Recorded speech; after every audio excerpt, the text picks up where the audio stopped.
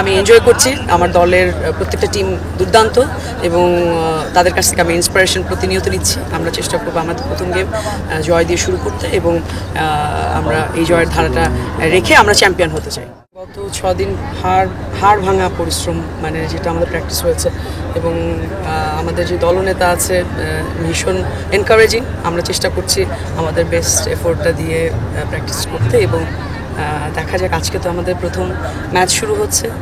আমরা চেষ্টা করব ভালো খেলতে, নিজেদের সর্বোচ্চ দিয়ে ম্যাচটা শেষ করব। একটা জুটিতে ভালো স্কোর হলে দলটার মানে অনেক সহজ হয়ে যায়। সেটা বড় মানে থাকে না, রোল প্লে করতে পারে যে বড় স্কোর দাঁড় করানোর জন্য জুটিটা খুব ইম্পর্টেন্ট। অনেক সময় ভালো পেয়ার হয়ে দুজন দু প্রান্ত থেকে ভালো বল করলে ওই দিকের রান রেটটা কমে যেতে পারে এবং জুটি হয়ে যদি করা যায় অ্যাবসলিউটলি ফাইন এবং হতে পারে। আমাদের দলে দুইটাতেই চান্স আছে কারণ ফিমেলরাও জুটি হয়ে কালকে আমাদের প্রথম খেলা ছিল প্র্যাকটিস ম্যাচ।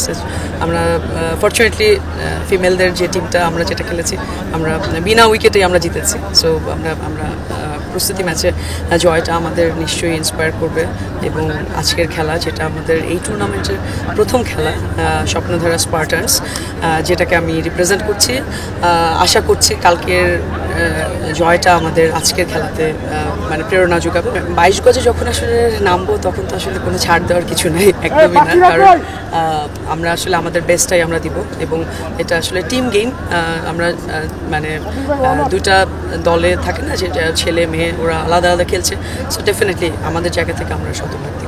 আমি এনজয় করছি। আমার দলের প্রত্যেকটা টিম দুর্দান্ত এবং তাদের কাছ থেকে আমি ইন্সপিরেশন প্রতিনিয়ত নিচ্ছি এবং আমরা চেষ্টা করবো আমাদের প্রথম গেম জয় দিয়ে শুরু করতে এবং আমরা এই জয়ের ধারাটা রেখে আমরা চ্যাম্পিয়ন হতে চাই।